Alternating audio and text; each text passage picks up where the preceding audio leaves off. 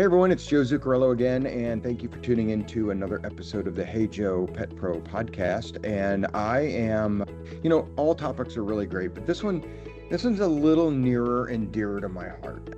And it's because I'm joined today by a guest who I've gotten to be able to know in a different capacity than where I'm at right now with Groomer's Choice. I got to know Brandy Reese during my time at Paragon School of Pet Grooming, and I am thrilled to bring Brandy to this audience in this podcast episode so that we can talk about the professionalism in the profession of dog grooming or pet grooming, and really how can we help maximize your income potential as a grooming professional if you work in a business, or maybe it is your business. Maybe you're the employer.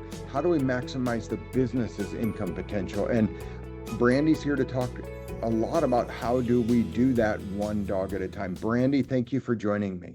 Thank you for having me, Joe. I'm so happy to be here today.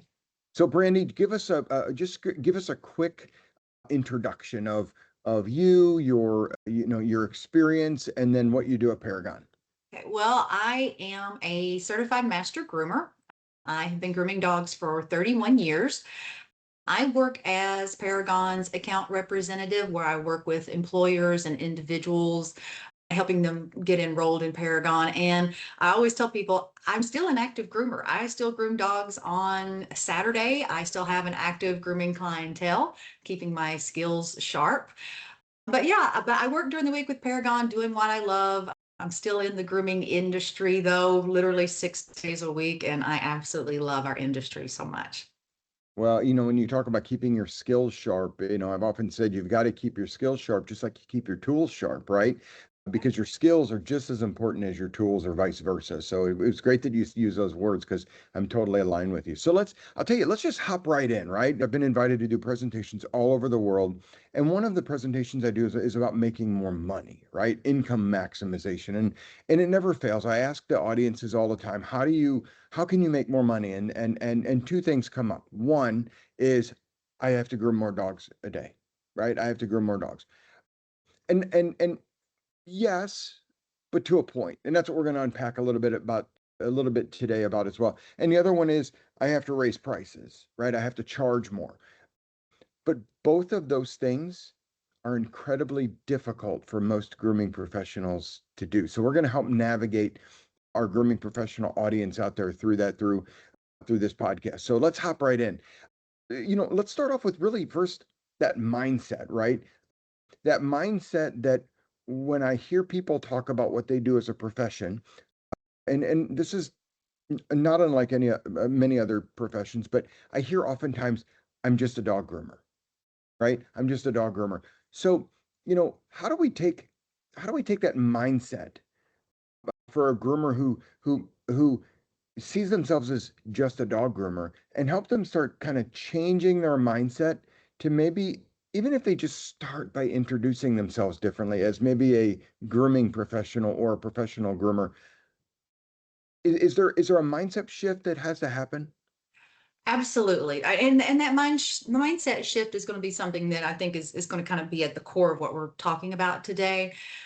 A lot of groomers, especially if they're self-taught or come up through, like an environment where it's a very fast-paced salon and the focus is on numbers and productivity, they view themselves kind of as just a commodity. I'm just a groomer.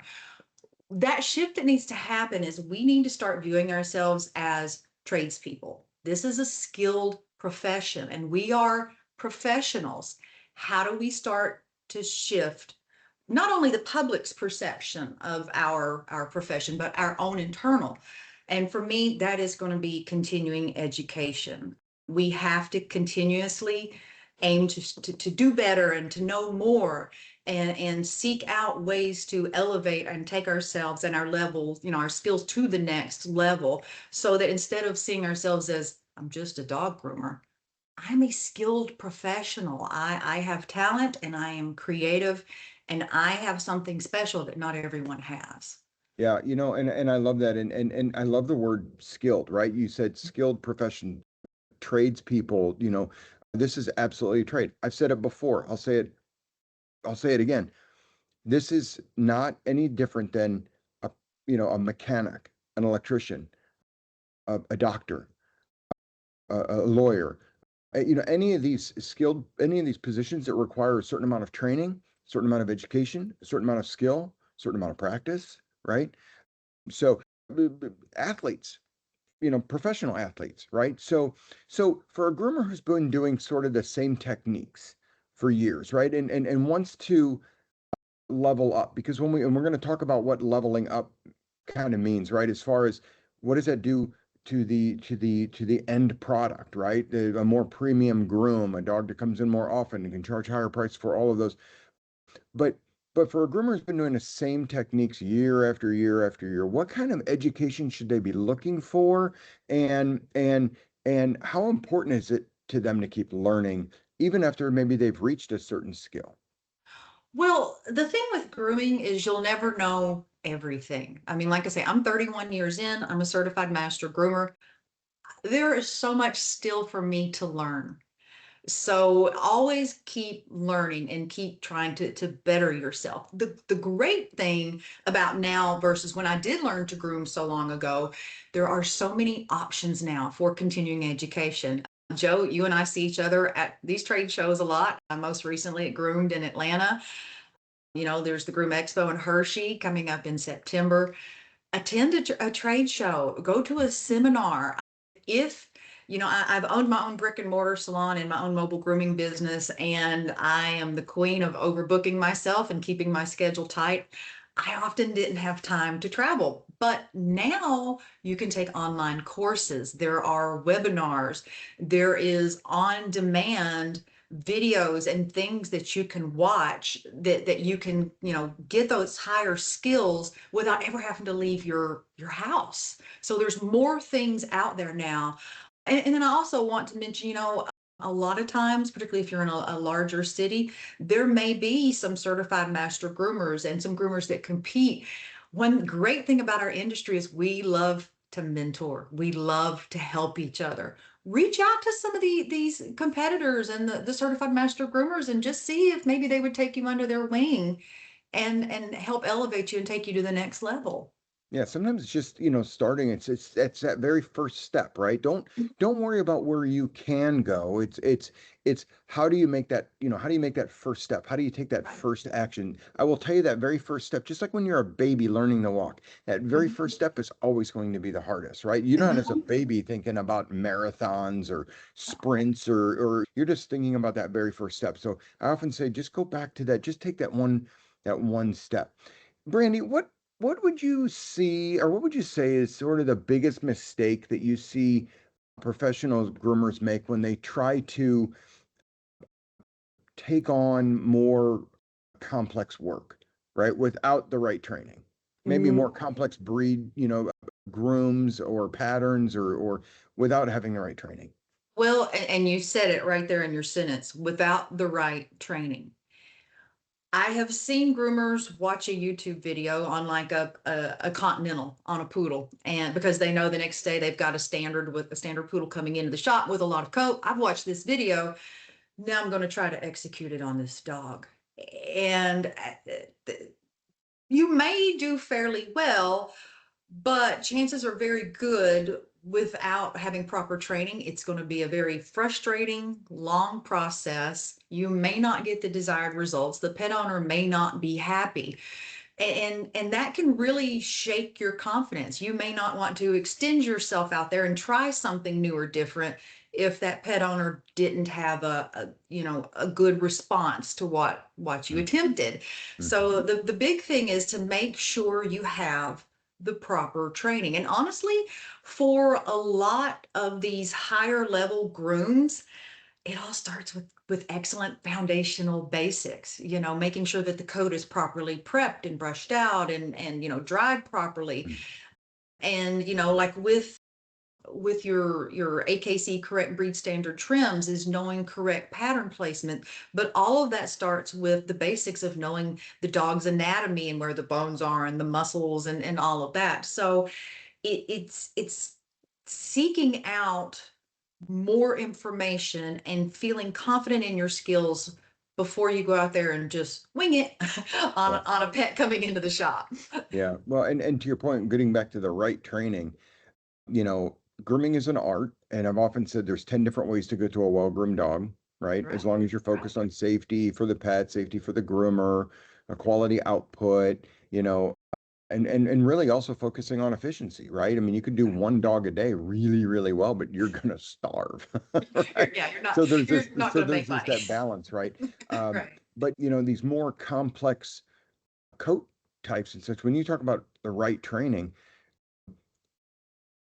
you know, they're to your point, technology has now served us up all of the information we could ever want. Right Mhm. now, also with artificial intelligence, you know, and we have that. Now we have, you know, we've had the internet for, you know, as long as we can remember. So, you know, you almost you have to sift through Mhm. some of those because I mean, anybody can post a video online. In fact, we still know anybody can say that they're a dog groomer, right? I mean, there's no licensing, there's no That's right. regulations, there's, you know, That's right. you know, so one thing, you know, make sure that you have the right training. So I know that maybe even watching multiple videos, right? Listening to multiple people, and then put that together for what works for you, right? So that you then know what feels comfortable. You know, when we talk about higher quality grooms on longer coats, you know, that increases how often clients need to come back, right? So That's the right. better the groom, the more premium groom, the better the output. These dogs now are starting to come back more frequently. And you had said before, I mean, in our show prep, you said, listen, I've got a very regular client book, right? So you don't necessarily need, or maybe you can't even accept new customers because you've gotten them to a point now where your grooming books are predictable. So, and high That's it. quality grooms Mhm. contribute to that. Yeah, yeah, that's it. I mean, my clients value a higher skill set. My clients stay with me pretty much from the time that the dog is a puppy until it passes away. And then when they get the next dog, I have some clients that are on their second, third, and fourth dogs with me. I don't accept new clients. My books are closed, but everyone is on a regular schedule. I don't do dogs that get shaved down and I only, but only come in every 10 to 12 weeks. My clients are every 2 weeks, 4 weeks, at the maximum 6 weeks. So if you take that doodle that in another salon is just getting shaved down and they only see that dog 3 4 times a year, I'm seeing that dog every month, so that dog is bringing in more revenue to me because I have that higher skill set and that greater knowledge, and I'm able to do that nicer trim on that, that thicker coat. Mhm. Or I have a lot of Westie clients. I love a short-legged terrier and it shows. And those clients are in anywhere from 4 to 6 weeks. I don't see my Westie clients at 12 weeks because at 12 weeks, that beautiful show style finish is gone. So those clients that have those higher maintenance dogs that want their dogs to stay looking, show dogs fresh out of the show ring, this relationship that we have, I'm not just a groomer. I'm a skilled professional to them, and they respect me and they respect my opinions, Yep. and they know that I'm going to do what is best for their pet Yep. without question. And that's because they know I have the knowledge and then I can communicate well and explain why I'm doing what I'm doing. And it builds trust. It really Well, and does. to your point, you know, if you have a regular grooming business with regular grooming clients, you know the clients, they know you. You know the dogs, they know you. Mhm. The dogs know the process. The They clients sure know the do. process. It's just easier to communicate with people that you're around more frequently, right? They're familiar, right? So you Right. get, you know, you're not necessarily friends, although I think that there's sometimes clients are friendly, or sometimes Right. even we're more friendly with our clients. But you know, I guess some of our clients might be friends, but most of the time it's just this friendly relationship. You know, the groomers that do the 8, 9, 10, 12, 15 dogs a day, the strip them and dip them and clip them shops. Listen, you know, there's plenty of those and there's a place for those, right? But Right. understand that many more clients you've got to talk to. That's that many more sets of nails you got to trim. That's that many more baths. It's that many more times you possibly are lifting up a big dog and tweaking your back or whatever. So I've always been one that says, listen, master this craft, do some outstanding, beautiful work that's going to command a higher frequency, going to command a higher price. And it then kind of debunks that first question when I say, well, how do you make more money? And somebody says, I got to do more dogs. No, not necessarily. So this kind of then gets into pricing, right? So let's get into, okay, we've got these more elaborate haircuts, these more dynamic haircuts. A lot of groomers feel nervous, professional groomers feel nervous about raising their prices. So how does this more advanced skill set command a higher price and that the customer's happy to pay? Right. Well, and you are correct. Groomers were terrified to raise our prices. We're absolutely terrified because it's the what if. Well, what if my client gets mad and goes elsewhere? What if they go somewhere that's cheaper? Well, if your skill set is elevated and you are able to groom a dog at a higher level than the 5 other shops around you, your clients will be perfectly fine with you raising your price because, again, you're not just a groomer, you are a skilled, trusted professional. So they are still, even if you raise your prices, they're still going to come to you because they have that history with you. They know that your work is consistent, your work is good, and you are treating the pet well, and the shop is clean. They know that trust is there. So if your skill set is elevated and everything about you, from your demeanor, your appearance, all of that is professional, don't be scared to ask professional prices. You are a skilled tradesperson. Yeah. Don't be scared to ask for what you are worth. Yeah, I hear so many times, I can't raise prices. I can't charge that much. I live in a blue collar community, right? And I appreciate that. I do. I'm not saying I'm not empathetic to that or I'm not, dealing in reality with that. But I think though, if you live in a blue collar community, your prices should be proportionate to the community because your costs should also be proportionate to the community. So, if let's say my example I use all the time, Brandy, and maybe tell me if you agree or not, but and it's okay to disagree I mean, what would change, right? I know you've disagreed with me before, and that's fine. But but but I guess, but my point is, I think one of the greatest violations of of the fair pricing for professional groomers for themselves is doodle pricing, right? This is a sort of that common mistake I think that professional groomers make. I say, well, how much would you charge for a Shih Tzu, right? Charge for a Shih Tzu to be groomed, and I don't know, maybe they say it's you know, $60, $70, pick a number. I don't care. Whatever part of the United States or wherever you're listening to this podcast in, right? Whatever that groom, average Mhm. groom, average size dog, right? Right. Let's call it $60. All right. How much time does it take you to groom that average groom? Okay, maybe an hour start to Hour. finish, right? Yeah. Mhm. Okay. And then I said, well, how long does it take you to do an average groom on a doodle? And I'm like, oh my gosh, it's 2.5 hours, right? Mhm. Okay. Well, remember, you get paid for your time. So if a Mhm. Shih Tzu that takes you an hour, you're charging 60, and a doodle that takes you 2 hours, what should you be charging? If you're not charging 120 or maybe even a little bit more, then don't do the doodle, only do Shih Tzus. I agree. And this is where I'm at in Nashville. My small dogs start at $100 an hour, or $100, because that Shih Mhm, Tzu, I can do that dog in an hour. mhm. It doesn't make sense for me to take on a doodle that takes me 2 hours, more product, more wear and tear on my body and my tools, and only charge $150 for it, when my goal and my rate that I'm worth is $100 an hour. So I'm going to charge at least $200 for that doodle, because otherwise, exactly like you say, it's more profitable for Yeah. me to do that small Shih Tzu, to do two Shih Tzus and get $200 versus one large doodle for 150. That's exactly the way that I have operated for decades Yeah, now. and there's also some really easy, cool math because listen, I'm not a mathematician, so I like easy math, right? So Amen. so yeah, let's say you have that average Shih Tzu, right? And It takes you an hour to groom. And let's say that that is a, I don't know, maybe it's a single length all over. Call it a, 3/4 inch, all over, Right, whatever, right?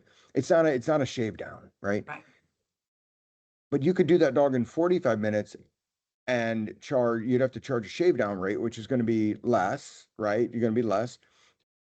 But if you charge for that inch, single length all over or what, style, that's a little bit longer than, shave down, a reset trim or low maintenance trim.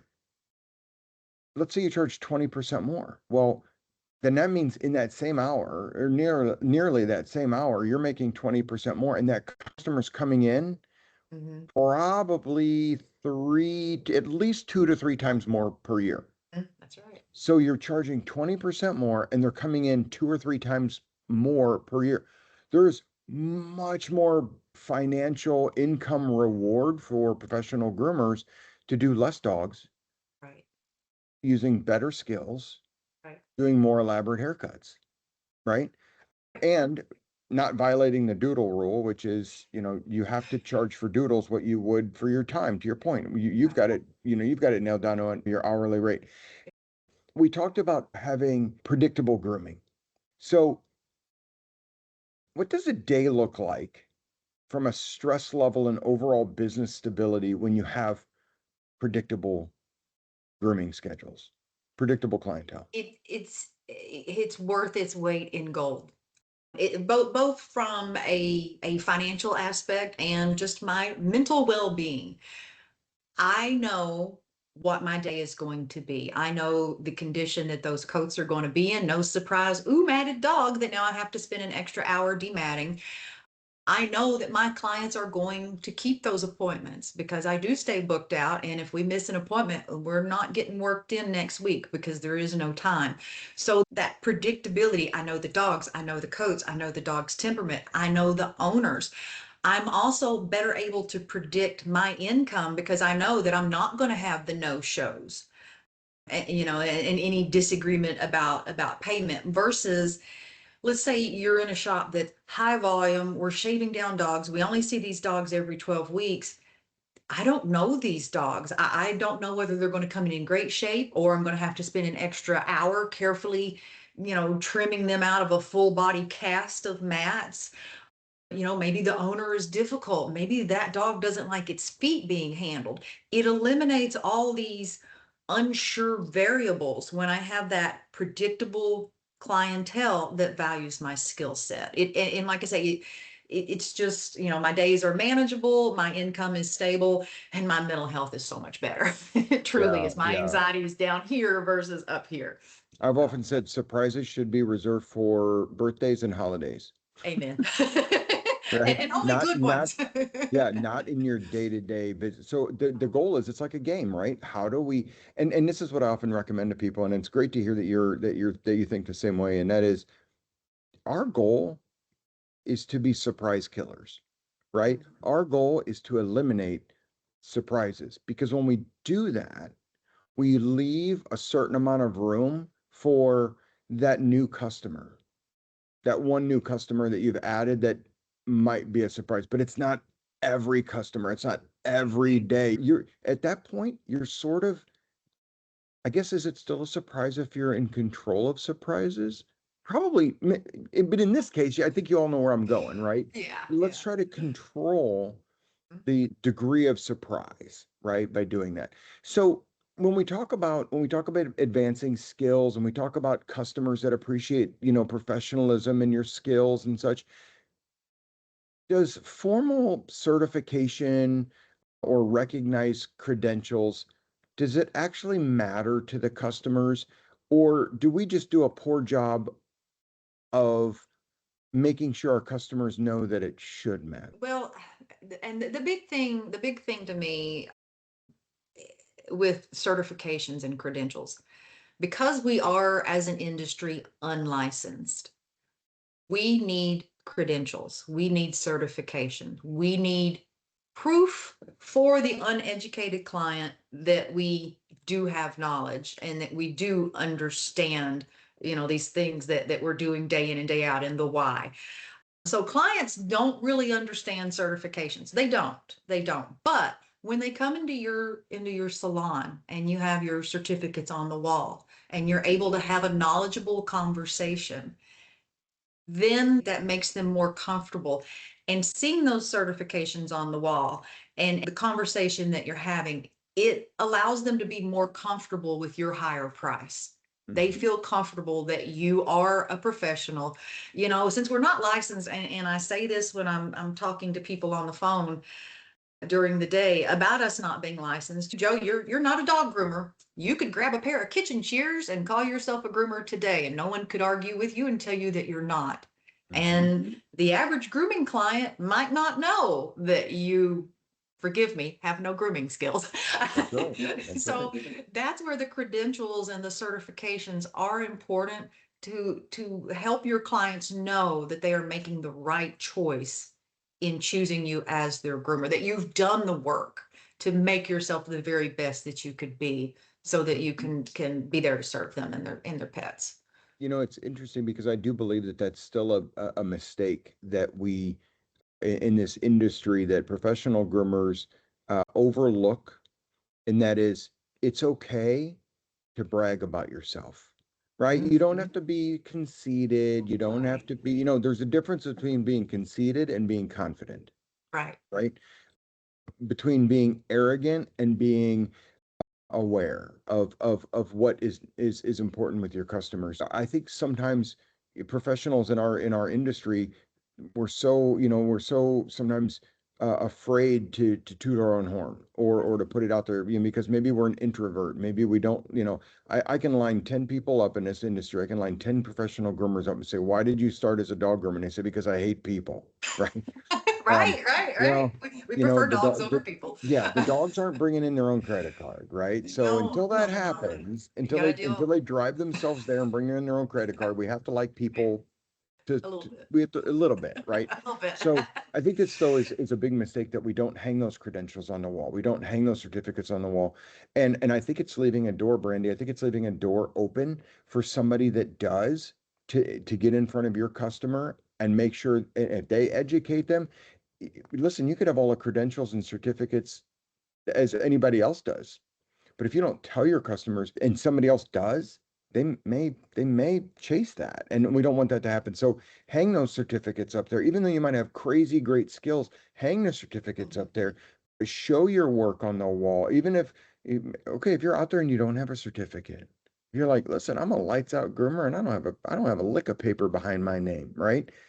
Okay, well, then create something for yourself. It's not a lie, right? But hang some beautiful grooms that you've done on the Mhm. wall. Make sure you've got beautiful grooms on your social media page. Make sure you have beautiful grooms on your web page. On your wherever people want to look you up. That's what they're going to be looking for. I can tell you, I had to I found a new mobile groomer, a couple of years ago for my little dog. And when I was looking at web pages and Facebook pages and such, I I mean, let me tell you, I made my decision based on those photos, those images.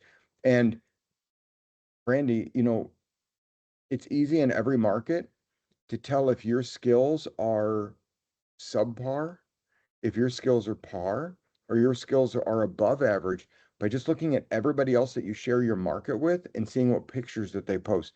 If your pictures are not as good as their pictures, you probably got some room to grow. Right. If your pictures are better than their pictures, well, then stay in the lead, right? Yeah, yeah. Right? Maintain Because that lead, keep because others are bettering chasing yourself. you, right? So, Right. so, and again, this sort of kind of lends it to, beyond the groom, how does presenting yourself as a professional? So, the way you communicate, your salon environment, what does it smell like? What do you smell like, right? Uh, you Right. know, how do you handle different situations? Beyond the groom, if you were going to say, okay, here are the three things that you should do to help your customers realize that you are a professional in this industry? What would those three things be in your opinion? Well, like we mentioned, tooting your own horn, certificates on the wall, use your social media to showcase your best grooms. One fun thing that I like that I've seen some groomers do, if you don't have those certificates on the wall, there's those little model dogs everywhere, the mannequins and the little wigs. groom some of those, dye them, do fun things, and have them on display behind your reception area. That can be a fun way to display your skills. But yes, toot your own horn. Everything communicates your value or undermines it. So, let clients know, that you can speak professionally. Make sure that when the client walks in, that since we're charging a premium price, make sure you're giving a premium experience from that first phone call all the way through that dog getting picked up, because then you're showing your value. Yeah. Especially, with the economy as it is today, value for that client's dollar. So toot your own horn, be professional, and make your premium pricing be worth it, value for what you're charging to that client. Does that make sense? It does. And I'm going to add one more thing and to this, because for me, pun intended, it's a pet peeve. And that is, Love it. and that is, I have a hard time believing that somebody can do a really great job. And again, and I've been in this industry for a long time, but if you can't take care of your own hygiene or the way that you look and present yourself, how you're not doing yourself any favors, right? So, and listen, I don't care if you have blue hair, pink hair, purple hair. I really don't care, because unkept, unwashed, greasy blue hair is just as bad as unkept, unwashed, greasy blonde hair or brunette hair, right? Now, I don't have any hair, but I mean, but so yeah, it's easy for me to be a critic, but I guess my point is you don't have to be a model. You don't have to be a supermodel. You don't have to be, but oftentimes people in this industry are not only doing themselves a disservice, but they're doing the industry a disservice, because you're not presenting yourself as a professional. Your customers are going to be more confident when you are more confident in yourself. And I will tell you, the cover of that book is absolutely being judged. I know that might be tough for some of you out there to hear, but you behave how you dress, you behave how you present yourself, and your clients want to deal with somebody that they have confidence in, because they're going to have confidence in you if you have confidence in you. And it starts really by the way you present yourself and the way that you present your environment. If your salon smells like dirty cat box, Mhm. It's not a good right? look. It's, No it's, bueno, right? it's your personal appearance, looking like a professional, is being clean, neat, and tidy. How would you feel if you went to your doctor and they walked into the room wearing their Cookie Monster pajama pants with the hair in a messy bun and last night's mascara smeared? You wouldn't want that person And a shirt that's taking three care of you. sizes too small. I mean, schmedium is Yeah. not a size, Well, right? my So Boston Terrier says she's a schmedium. And yeah, that is yeah, just, and a lot of groomers think, oh, well, I work with animals. It doesn't, and no, that dog doesn't care how you look, but the person that's carrying the that's chart, right. the credit card for that dog does That's right. care how you look. And you know what, you don't have to wear makeup, but just be neat, clean, and tidy. I literally, when I ran my mobile grooming business, I like to wear the groomer smocks and pants because they dry quickly, they shed hair. And honestly, if you get a nice set, it's like you're wearing pajamas all day, but you look nice and pulled together. So I would always do that, and have my hair pulled back in a ponytail. When I ran my mobile grooming business, there was one day I was parked literally on the same street in the neighborhood, and another mobile was a few houses down. They were not dressed appropriately at all. They were dressed for a day at the beach, basically. Wow. And when they left, that neighbor to my client walked over, knocked on my door, and wanted to talk to me because she saw how I looked. And my van, was always kept nice and clean. And if a client ever wanted to see the inside, it was always clean and vacuumed and smelled just like fresh dog cologne versus a dirty van that smells like dirty hair. So I literally took a client simply because I was dressed appropriately and looked professional and neat and tidy. It's So just here's that here's the simple. comparison. Here's the comparison I use, and I'll use it here so that people understand. And again, to my point, I'm not a hater here. I'm not trying to profile. I'm not trying to belittle anybody. But can you imagine, let's say your furnace goes out in your Mhm. house, right? And the technician that shows up at your front door, right, has muddy boots and stains all over their shirt and their hair isn't kept and they smell like cigarette smoke. The furnace doesn't care what that technician looks like, No, no, but but the but perception. so trade that then for a Mhm. technician that shows up in a clean, recognizable decal vehicle, who is wearing a clean uniform, who is not an eyeball showstopper, right? But they're clean. They have their hair fixed. They're wearing, clean uniform.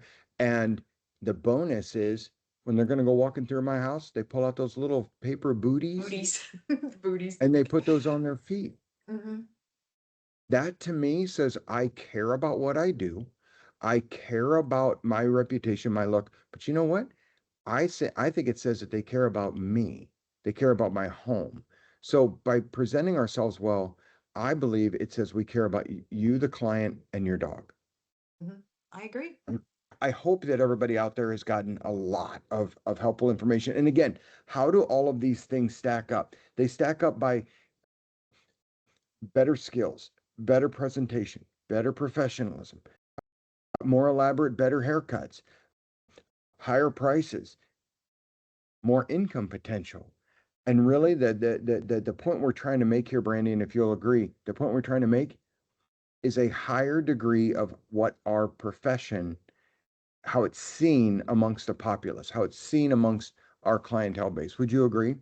What 100%, grooming has historically been seen as a low skill, low wage service, particularly when I learned to groom, in the 90s.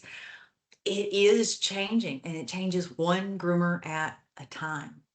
Every groomer that invests in themselves and carries themselves professionally, you're voting for our industry. You're raising us all up as you invest in yourself, and that public perception will continue to shift, where we will be viewed as true professionals and a true a trade that has skill and worth and value. And it all starts with every groomer just investing in themselves and knowing that they can be the absolute best they can be. You will raise our industry and all of us as a I like whole. that you're voting for our industry. I've never heard it said that Yeah. way. And that Yeah. is what a great way to end the segment on. You're voting for our industry in everything that you do. So, Brandy, we talked about a lot about skills development and, people that don't know Paragon. I'm sure, by now, just about everybody knows what Paragon is about. But tell us what is new and exciting happening at Paragon these days. Well, I feel comfortable talking about it because we started promoting it a little bit in March at Groomed in Atlanta. Of course, we do a groomer training for people that have literally never touched a dog professionally. And we take you from here's how you trim a toenail all the way up to doing AKC, correct breed standard trims. We are going to start offering more continuing education for experienced groomers. So we're hoping to have it out, fingers crossed, by the end of the second quarter, by the end of June. Our new pro level, where we are going to make the doodles a lot easier and a lot more profitable because you're going to know how to groom them better and quicker and get a nicer finish. We're also going to touch on a little bit of Asian fusion, a little bit of creative grooming, a little bit of corrective grooming, and we are going to talk about in our coursework those dogs that can be a little difficult, the anxious pets, the puppies, the geriatrics, which are my favorite. So yeah, so we're going to have a new level coming out soon, and it's going to be great continuing education. It will come with a certification. So if you are one of those groomers that didn't go to a school or hasn't done any sort of master certification, again, that can be a way that you have a nice certificate on the wall. But we're really, really so excited about it, and we can't wait. We think that it's going to be really good for the groomer working in the salon day in and day out. Some great continuing education, ways to make their days easier and quicker and more enjoyable, and just a great way to invest in themselves. Wow, it sounds exciting. And what I like about Yes. that is it's not predicated on that they have to go through, this level and then that level and this Right. level. Like you said, it's for the person who out there, we Mhm. talked about hanging papers on the wall. It's like an insurance policy, right? Hanging those certificates on the wall. If I think it's a great point. No matter how you learned or who you learned from, Mhm. they can hop into the pro level Sure can. and take that level and continue their education. So that is really, really cool. So Brandy, thank you so much. And thank you. I thank the team of Paragon for me. Everybody, I love, and everybody there I love, and everybody there is near and dear to my heart. If somebody that's listening to this podcast or watching this as a video vodcast, how does somebody get in touch with Paragon? You can go to paragonpetschool.com. Our phone number is on there. You can call the number. Chances are good you're going to get me. We also have some contact forms on there that's going to basically send you to my inbox, and I can get in touch with you that way. But if you go to paragonpetschool.com, hit contact us, and like I say, chances are good I'll be reaching out to you. But Great. yeah. Wonderful. Brandy, thank you again. And you know what? I think we have other parts of this, some other offshoots of these topics that I think we can unpack in future episodes. So thank you for being part of the Hey Joe Pet Pro podcast. Oh, thank you so much for having me, Joe. I appreciate it.